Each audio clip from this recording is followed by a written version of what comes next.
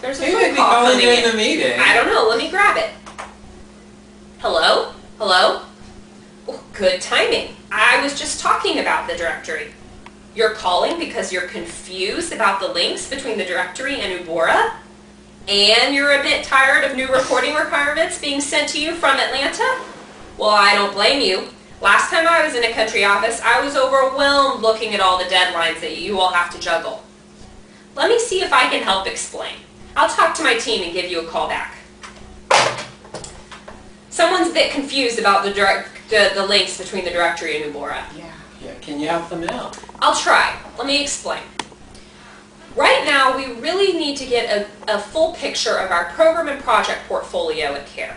And in order to do that, we don't have an integrated system to collect all the pieces of information we need. So we have 3 different ways of getting that information.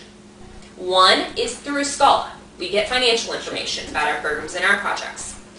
The second way is through the Agreements and Sub-Agreements database, or the ASA, which sends in information about our grants and contracts. And then the third way is through the Program and Project Directory, which gives all the descriptive information and also talks about our activities and our outputs. So that really, all that information together helps provide the information we need to know about what's going on with our program.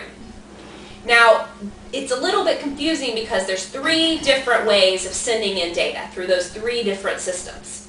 The role of Ubora is really on the back end. It takes all of that data together that's been submitted and looks at it in one place and takes one picture, one comprehensive look at it to analyze it and report on it. So that process is streamlined.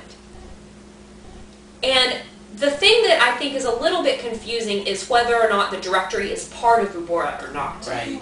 And I think that just like we get information submitted into Scala, Ubora pulls that out.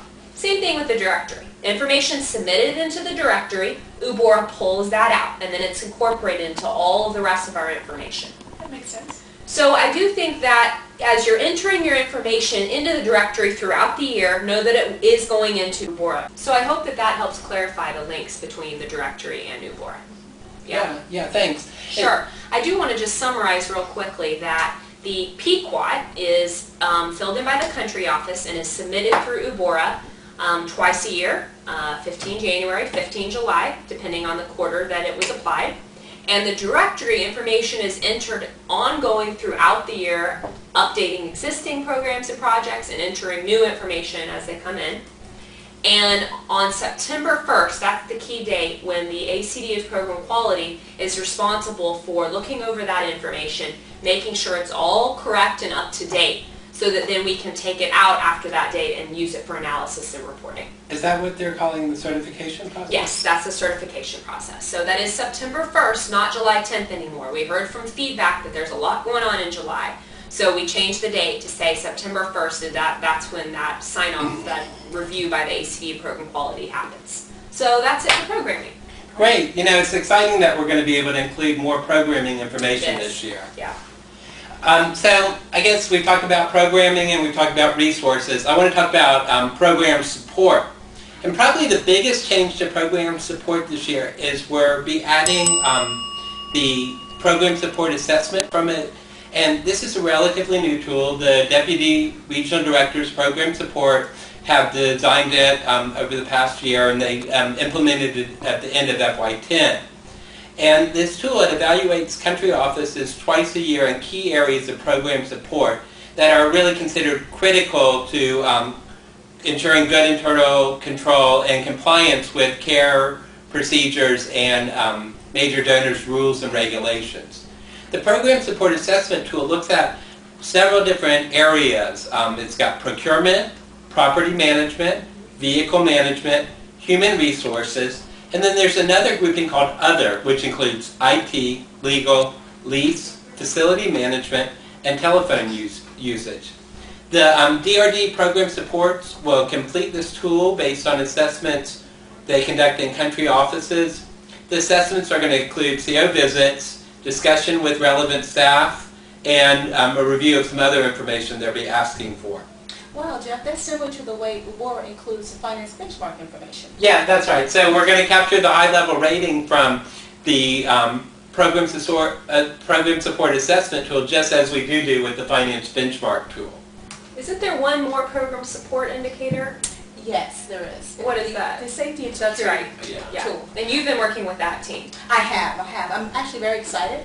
This year was the first time we included the safety and security indicators. Mm-hmm. You mean in FY10? FY10 was the Yeah. first year. But after the first submission, the safety and security unit realized that the information that they're getting back is not going to be as useful as they could have hoped it would have been. Mm-hmm. So in working with them, we've made a few changes, and they're re-energized and they're ready to push out a new tool. And so we're pretty confident that this year it's going to give them the information that they need for their analysis. Great. So in the last indicator I want to talk about on the program support side, we get actually from the internal audit department and CARE USA. And this is reports. We take information directly from the reports they issue throughout the year, and we put those final indicators into our Ubora reports. So to summarize, who can tell me what indicators country offices need to submit as far as the program support? Ooh. Sarah. Yes. Well, they submit the program support assessment tool. Now that doesn't come directly from the country office. Oh, that's right. Deputy Regional Directors of Program Support submit that. Yeah. LaWanda. The safety and security tool. You're right, on target. Teacher's pet. Well, what can I say? And then also, let's not forget we get internal audit information directly from the internal audit department. Right. So we are moving around the triangle. I think the last thing we have left is the top part, which is impact. That's Sarah, right. can you tell us what's going on with that? Sure, I would love to, but this is a tricky one. All across the organization, we're wrestling with how to best gather evidence of our impact, and it's no easy task. No. But we know that having long-term programs is going to help us achieve greater impact, so that's definitely an important first step. As for actually measuring this impact, well, we've started to put the pieces in place. So just a brief update, I don't know if you all have heard about this yet or not. A long-term impact measurement strategy has been developed and approved by the executive management team, and that outlines the 7 different components that we think we need in order to measure CARE's impact, both quantitative and qualitatively. And we've conducted an assessment, a readiness, a capacity assessment, looking across the organization and trying to identify what's missing in order to enable us to measure our impact, and what sorts of resources and capacities we need to develop in order to really be able to do this moving forward. And then also the guidance about impact measurement at the country office level is being developed and will be rolled out in FY11, so that'll be exciting to see. And then finally, the directory, which I talked about earlier, that's the one component of the impact measurement strategy that's already been funded and been developed.